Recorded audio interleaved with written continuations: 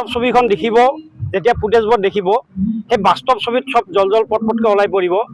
আমি বৰমা আঞ্চলিক ছাত্ৰ সন্থাই বাৰম্বাৰ বহু বছৰ আগৰ পৰাই দাবী উত্থাপন কৰি আহিছিলোঁ যে আমাৰ যি মাথৰি নিৰ্মাণ নোহোৱাৰ বিনিময়ত মাথৰিৰ ওচৰত থকা গাঁও, তাৰ উপৰি ছাইডত থকা গাঁওবিলাকত যেনেকুৱা এটা অৱস্থা দেখিবলৈ পোৱা যায়, সেই অৱস্থাটো দেখিলে আমি যোৱা বছৰ, আজি এবছৰ বা দুবছৰ আগত এটা বানপানীৰ বিনিময়ত তাত আমাৰ বাটাচাৰাৰ যিখিনি বৰচিমলাগুৰি যোৱা সংযোগী পথ আছে, সেই যিটো বনাপাগল দিয়া নদীৰ ওপৰত যিটো মাথৰি নিৰ্মাণ কৰা হৈছিল, সেইটো মাথৰি এটা সময়ত ভাঙিছিল।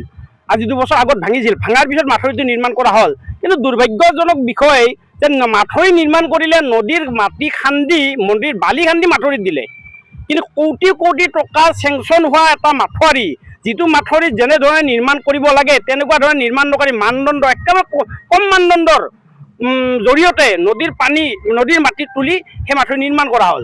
আজি আপোনালোকে হয়তো আমাৰ সাংবাদিক বন্ধুসকলে যাই দেখিছে যে তাত যিধৰণে নদীৰ বালি দেখা পোৱা গৈছে মাথৰিৰ ওপৰত, সেই বালি এইবাৰ যদি বানপানী আহে তেতিয়াহ'লে খুব বেছি এবাৰ বানপানী আহিলে সেই মাথৰি ছিঙি চুৰমাৰ কৰি দিব।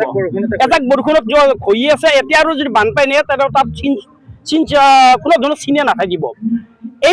এই বিভাগটো, এইটো যিটো আপোনাৰ জলসম্পদ বিভাগ, এই জলসম্পদ বিভাগটোৰ যিবিলাক বিষয়ববীয়া আছে, কৰ্মচাৰী আছে, তেখেতক ধুৰন্ধৰ বুলি ক'ব লাগিব। এই কাৰণতে মই ধুৰন্ধৰ বুলি কৈছোঁ, যেতিয়া মাথৰি নিৰ্মাণ কৰা হয়, কোনো স্বত্বাধিকাৰীক দিয়া হয়, তেতিয়া তেখেতসকলে গা নলৰে নেকি? তেখেতসকলে চাব লাগে তেখেতসকলে কেনেধৰণে নিৰ্মাণ কৰিছে, কেনেকুৱা ধৰণৰ কিমান পৰ্যায়ত নিৰ্মাণ কৰিব লাগিব, কিমান মানদণ্ড উন্নত পথত মাথৰি নিৰ্মাণ কৰিব, এই সকলো দিশ চোৱাৰ দায়িত্ব কৰ্তব্য তেখেতসকলৰ।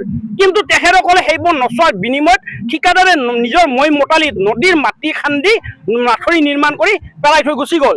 আজি মাথৰিটো ক্লিয়াৰ হোৱা বুলি কোৱাৰ পিছত দুদিন যদি এবাৰ বানপানী আহে বা বৰষুণ আহে, তেতিয়াহ'লে মাথৰিটো ছিঙি চুৰমাৰ হৈ যাব। তেতিয়া এই ৰাইজখিনি সুৰক্ষা কোনে দিব? সেই জলসম্পদ বিভাগে দিব নেকি?